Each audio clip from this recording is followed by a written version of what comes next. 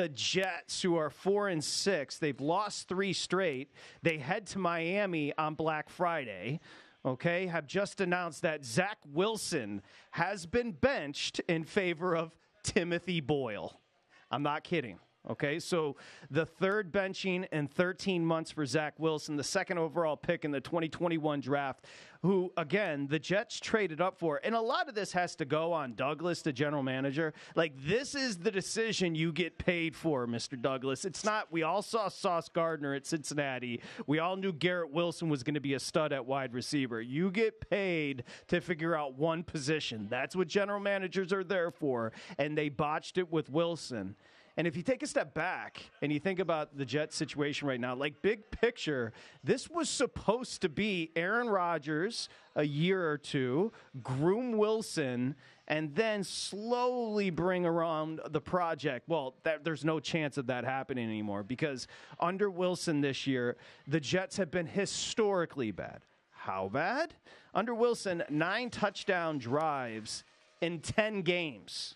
Let me repeat. 9 touchdown drives in 10 games. Oh, yeah, they were pretty good in the red zone and as far as third down efficiency, only the worst since 1970. Okay, so as far as red zone numbers and efficiency on third downs, they're the worst team or right there in modern football history. Zach Wilson started for now 3 years. He's 11-20, 21 touchdowns and 25 picks. Now, again, when talking about Zach Wilson, we're going to hear from Saleh. We're going to hear from Wilson as well. When talking about Wilson, it's not really about advanced analytics or stats or the win-loss record, big guy. It comes down to the eyeball test.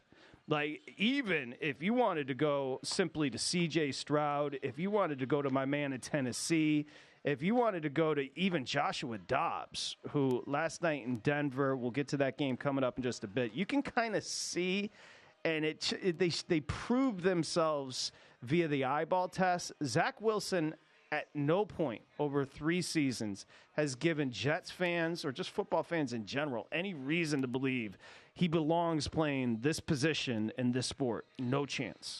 He has progressed 0% since he was at BYU, just running around and BSing a bunch of plays out there. Like, remember his 2020 season that got him drafted, Patrick?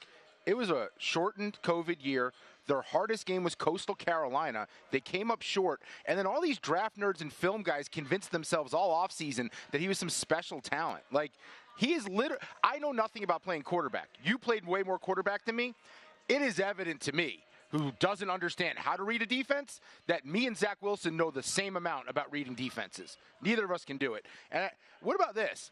Do you think it's a failure of Joe Douglas to leave Zach Wilson on the roster, to even be tempted to go back to him? Like, to me, if they were all in on Aaron Rodgers and that was the goal to win a Super Bowl with him, you don't allow Wilson to stay on the roster so that you can go back to him at any point.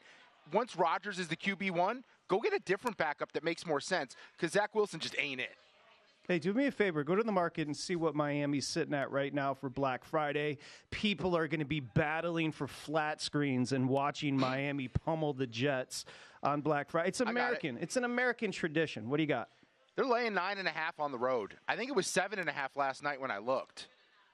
9.5 feels like the right call. Here's the thing about the Jets. At least there's a bright future, because while Aaron Rodgers continues to force his name into conversation, and I don't know if DraftKings has will he or won't he take a snap. I don't know if they had the no number listed. No. But there is no chance. You can give me the number here in a second. There is no chance Aaron Rodgers is going to be playing football this year. Like, literally no chance. This is what he does for attention. But at least there's hope for the Jets, because here comes Tim Boyle. Now, I gave a shout-out to Goulet earlier. Another one, because Tim Boyle, I think, is from where Goulet's from. Middlefield, Connecticut. John Goulet and the Whalers, and your boy Tim Boyle. But future is bright, because he's a 29-year-old journeyman who has started 3 games in the NFL. He's 0-3, 3 touchdowns, 6 picks. Came from a couple of powerhouse programs in college football, UConn and Eastern Kentucky. And, of course, Tim Boyle was a high draft pick. Oh, yeah, he was undrafted. So that is the dude you're replacing, a guy you moved up to number 2 to grab. Okay. Now, Saleh had been a good soldier in protecting his quarterback for weeks on end. Yesterday, after the performance against the Bills, and the Bills came into that limping, he didn't have much to say. Here's what Saleh had to say about his quarterback after the game. Who's your quarterback moving forward? We're going to watch the tape and we'll make a decision tomorrow. Is it possible Trevor could program? We'll look at all of it. I'm not ready to answer any of those questions yet. Okay, so it's pretty apparent. I don't know about you, big guy, but it's pretty apparent to me that Saleh was told prior to the game, if Wilson falls flat on his face, it's cool. You don't have to pretend with the charade after in the post-game presser. That's exactly what happened. Yeah, and I got to give Saleh credit. Like, he's been pretty stoic, all things considered, all season long. I think there's two Robert Salehs. I think there's the Robert Saleh that meets with the media and protects his player, and I think there's a Robert Saleh behind the scenes who's honest with these guys, because he hasn't lost this locker room yet. But going to Tim Boyle, while Tim Boyle may stink and may be a UConn legend, it's still something that had to be done. Oh, yeah, he's so legendary at UConn. He left for Eastern Kentucky. He's a UConn legend. Go to VSiN.com/subscribe to become a VSiN Pro subscriber today.